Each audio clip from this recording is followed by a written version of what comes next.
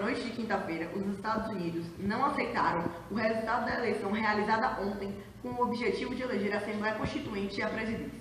Foi declarado e determinado pelo mesmo o embargo total do país. Devido ao ocorrido, a rede nicaragüense preparou um documentário voltando para o princípio desse desenvolvimento. Fica agora com a repórter Giovana Ramos. Você sabe por que os Estados Unidos estão tão presentes na nossa realidade? Para entender melhor, o historiador Matheus Barbosa vai nos ensinar um pouco sobre a Revolução Sandinista. Olá. Bom, a Nicarágua sempre mereceu a atenção dos Estados Unidos. Seus interesses econômicos e militares foram garantidos através de várias intervenções. Em 1912, houve a ocupação militar dos Estados Unidos em Nicarágua, devido às disputas entre as oligarquias locais e com a sucessão de governos conservadores e liberais. O povo nicaragüense sempre se manifestou contra essas ocupações da Marinha de Guerra estadunidense. E para intensificar o movimento de guerrilhas contra os Estados Unidos, Marines, foi criado um exército formado por camponeses, operários e estudantes, cujo líder era Augusto César Sandino, o Exército da Soberania Nacional da Nicarágua, que tinha como objetivo lutar até o fim da ocupação estrangeira.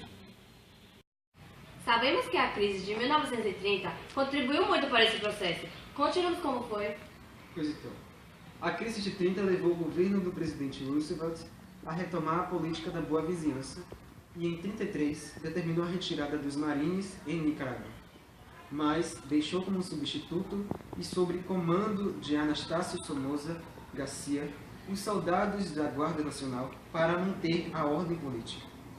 A Guarda Nacional tornou-se uma força de intervenção nos conflitos internos do país, impedindo qualquer movimento de revolta e protegendo as propriedades e os investimentos dos Estados Unidos. Com a suposta saída dos Estados Unidos, o exército de Sandino entregaram as armas e, em 34, Sandino foi traiçoeiramente assassinado por membros da Guarda Nacional. E então, deu-se o início da ditadura de Somoza. O assassinato de Sandino foi o primeiro passo de Anastácio Somoza Garcia ao poder. Em 36, assumiu a presidência, começando a ditadura familiar que durou 43 anos. Em 56, foi morto pelo poeta Rigoberto Lopes Pérez. Dias antes de assassiná-lo, Rigoberto deixou uma carta para sua mãe, que dizia: para que Nicarágua volte a ser uma pátria soberana, decidi ser aquele que iniciará o princípio do fim da tirania. Não obteve sucesso. Seu ato não determinou o fim, pois o filho de Somoza, Luiz, completou seu mandato e foi eleito presidente em 57. Em 67, Anastácio Somoza Develay, irmão de Luiz, chegou à presidência e foi eleito em 74. Reeleito presidente, como sempre, no pleito totalmente controlado pela temida Guarda Nacional. Os trabalhadores, enfraquecidos pela sua dispersão devido à baixa concentração industrial do país e por sua extrema pobreza, consequência do alto grau de exploração no campo e nas cidades, sendo alvo de constantes das repressões, fizeram parte da oposição à ditadura da família Somoza. Fique agora com a repórter Yasmin Santos, com mais informações sobre a retomada de oposição da Nicarágua. A vitória da Revolução Cubana deu novo impulso ao movimento oposicionista nicaragüense. Em 61, foi fundada a Frente Sandinista de Libertação Nacional, FSLN, que reunia vários grupos de oposição.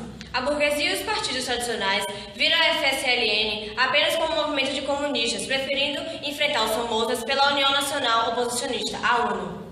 Em 70, o apoio de entidades da classe burguesia industrial e mercantil, de industrialização, de instituições religiosas e da imprensa intensificou ainda mais a luta contra a ditadura. Em 72, a Frente Sandinista denunciou o desvio de fundos de reconstrução enviados pelos Estados Unidos, pela família Somoza, que aumentou ainda mais seu patrimônio. Em 75, a Nicarágua viveu quase permanentemente sob a lei marcial. Em 78, foi assassinado o líder oposicionista moderado, Pedro Joaquim Chamorro, dono do jornal La Prensa. Assim, explodiram manifestações populares, enquanto as guerrilhas ganhavam milhares de adeptos. Apesar da forte repressão, a insurreição se espalhou pelo país, reforçada por greves, ocupações de fábricas e prédios públicos. Em 79, a FSLN lançou uma ofensiva final. As colunas guerrilheiras avançaram sobre o norte e sobre o sul, dirigindo-se a Manágua. Combatiam nos bairros com apoio da população que se juntava, erguendo barricadas no meio das ruas. Houve um evidente colapso do governo Somoza, que perdeu o apoio dos Estados Unidos. Sob forte pressão interna e externa, Anastácio Somoza renunciou e fugiu para os Estados Unidos. Agora, vamos para um breve intervalo e logo voltaremos com mais notícias. Quiero comprarle al mundo hoy un refugio de amor, con flores y un gran jardín para sembrar la paz.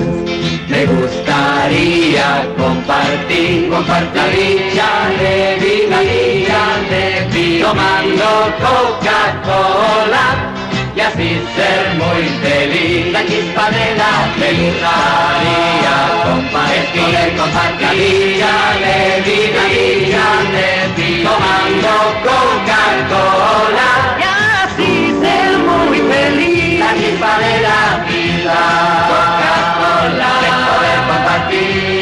Coca-Cola, que se vive aquí. Coca-Cola, de las cosas vivas. Coca-Cola. A repórter Giovana Ornelas irá nos apresentar o contexto atual. Estou aqui no Parque Nacional de Nicarágua para dizer como ocorreu o governo de reconstrução nacional.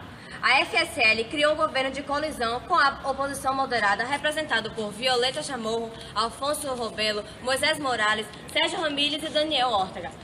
Por causa da queda do ditador Anastácio Somoza Debayle, um novo governo foi criado para a recuperação estrutural e de serviços básicos, porém com a heterogeneidade de ideias, alguns grupos eram muito conservadores e outros mais esquerdistas.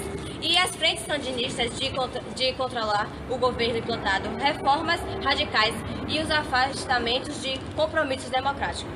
Violeta Chamorro e Alfonso Rebelo deixaram o governo por não aceitar as reformas agrárias nem os sistemas de estatização financeira. A repórter Yasmin Santos nos trará mais informações sobre a oposição ao novo governo. Com o fim do governo de reconstrução nacional, Reagan ficou contra a Nicarágua sandinista, dizendo que o avanço comunista colocaria em risco os Estados Unidos, iniciando o regime contra o regime nicaragüense. E os conservadores que fugiram para Miami tiveram total apoio dos Estados Unidos, disponibilizando recursos financeiros e tecnológicos. Em Honduras, estavam localizados os contras, formados por integrantes da Guarda Nacional e da Costa Rica. Os grupos de oposição moderada, Somoza, rompidos com os sandinistas, utilizaram atos terroristas contra plantações agrícolas, fábricas, escolas e os fornecimentos de eletricidade. Os contras sempre dependeram de Washington, demonstrando sua incapacidade de representar uma alternativa de governo efetiva. O governo promoveu uma eleição para a Assembleia Constituinte e a presidência, elegendo Daniel Ortega. Os Estados Unidos não aceitou o resultado da eleição, determinando o embargo total do país, como dito pelo repórter Eduardo Nogueira. É com você, Ana Silva. Acabamos de receber informações de manifestação contra a posição dos Estados Unidos através da Corte Internacional de Justiça, com sede em Haia.